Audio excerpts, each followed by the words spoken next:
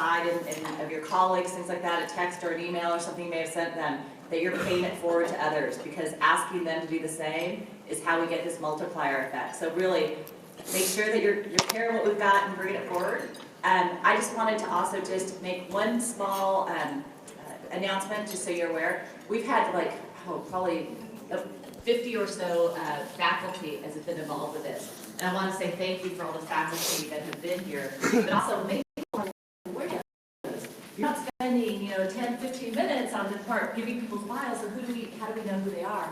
These are all online, so if you go to the website, it will all give everybody's file that's faculty with great connections too. So make sure that you find out who people are that have really inspired you and make those connections even after the conference.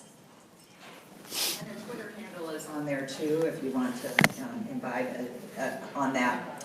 So yesterday I hope you all found where you needed to go. Today it will be much easier because we're pretty much replicating with different sessions the same tempo of the day. So mini symposium this morning, breakout with workshops, and then in the afternoon we will do the tracks. Coming back here to end with a final plenary session so we can end evaluation and wrap up. So that's how it's going to go today. But we're going to start this morning, I hope, as truth-telling and as provocatively as we did yesterday. And this time, yesterday we talked about race. Today we're going to talk about gender and what we need to do in terms of advancing women in healthcare, as well as improving the healthcare of women. So we'll start with a keynote by my fellow Time's Up Healthcare founder, Dr. Rhonda Ashlanu. So she is a hospitalist pediatrician at Montefiore in the Bronx, New York, and her academic appointment is with Albert Einstein College of Medicine.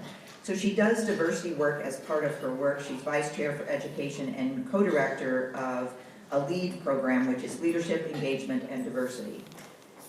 So I would like to welcome Dr. Ashlanu to get us started for this morning.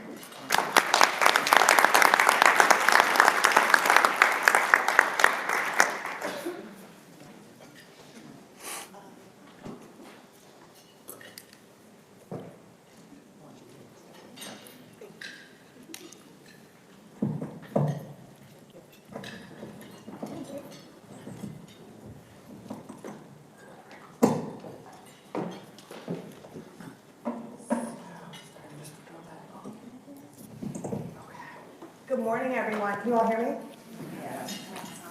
So first, I just want to say thank you so much for the invitation to be here today. And I also just have to say thank you for the organizers for yesterday. I spent a lot of time in spaces where we talked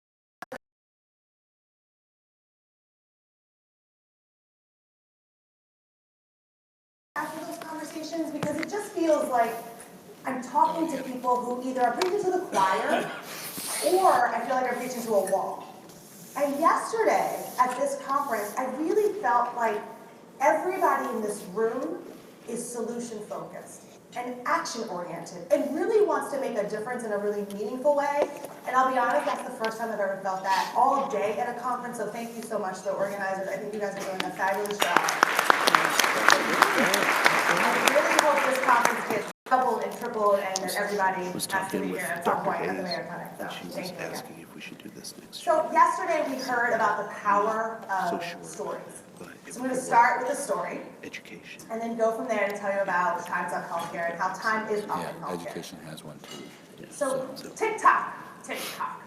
That's the sound we all know of, that clicking clock or whatever when we are all waiting for something. And that's the sound that was in my head when one of my very first bosses asked me to come to his office. Now, I tried to come up with some response about why I couldn't come at that very moment. I needed to jump on a conference call. I needed to go to a meeting. I needed to pee. I always have to pee. But my mind went completely blank. I couldn't come up with anything.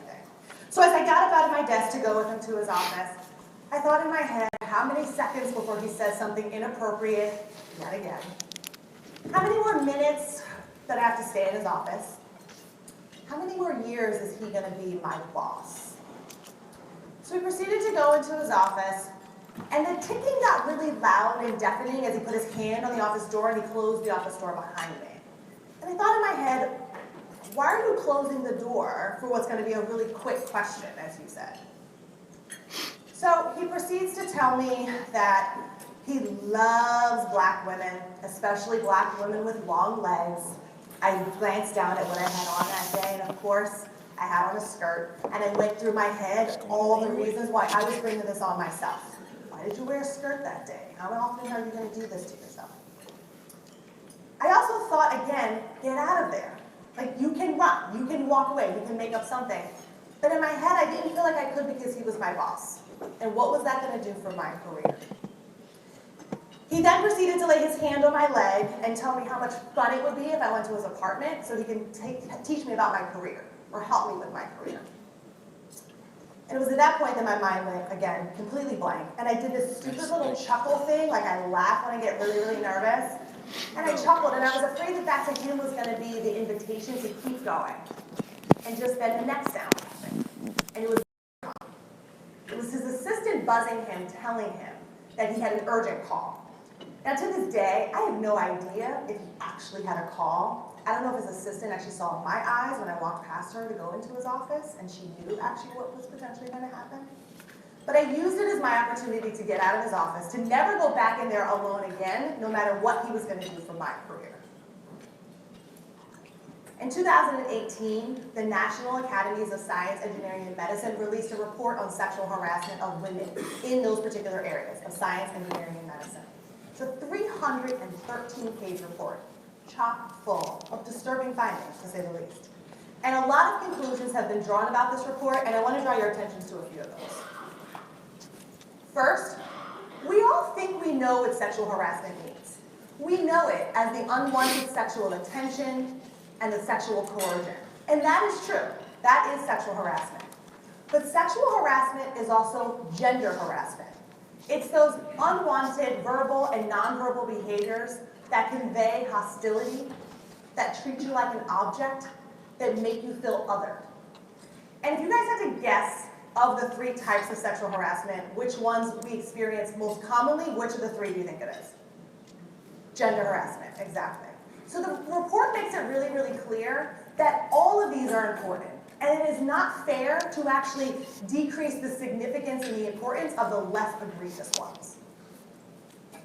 The second thing the report noted is that sexual harassment is really common. Greater than 50% of women faculty and staff have reported being sexually harassed at work. And medical students, nearly 50% of medical students have reported experiencing gender harassment. Now, we all can imagine that at the white coat ceremony, that wonderful ceremony where the new medical students go and they don their new minted white coats, can you imagine if the dean got up to the podium and actually said, look to the woman to the left of you, and look to the woman to the right of you. Now here's where you think the dean might make some amazing proclamation about who's going to cure cancer in their career, or who's going to make some revolutionary accomplishment. And imagine if the dean actually said one of them will be sexually harassed before they graduate from medical school. That's not the level of honesty that we provide right now. The third finding is that sexual harassment is particularly a problem in medicine. And the 2 characteristics that are most commonly associated with sexual harassment are male-dominated gender ratios and stereotypes, and an organizational climate that actually communicates tolerance of sexual harassment. And the #1 predictor of sexual harassment happening is that organizational climate. Now, I think we can all also, that kind of makes sense, right? We all know those environments in which you can do something and you can get away with it. And so that is the climate in which sexual harassment is most likely to occur. So if the NASM report was a wake-up call for many organizations, Times Up Healthcare is the organization that's like the blaring alarm clock with no snooze button that says time is up. I'm incredibly proud, along with Dr. Sharon Hayes, to be a founding member of Times Up Healthcare. We were founded by 50 women and over a dozen advisors. We're a very, very diverse group of women who really are here to try to say and to really help to make sure that our workplaces are safe, equitable, and dignified. I'm going to say those 3 words a lot. this morning because those are the three principles that we really stand on for times of healthcare: safe, equitable, and dignified. So let's think about all three of those in a little bit more detail. Safety. New York Times recently had an article called "The Magic of Feeling Safe at Work," and they highlighted that any energy that we feel, that we spend not feeling safe, is energy that we don't have to create value. So Catherine Clancy and her colleagues looked at safety and really trying to address the discriminatory and an online survey of workers. More women than men were reporting comments and physical contact.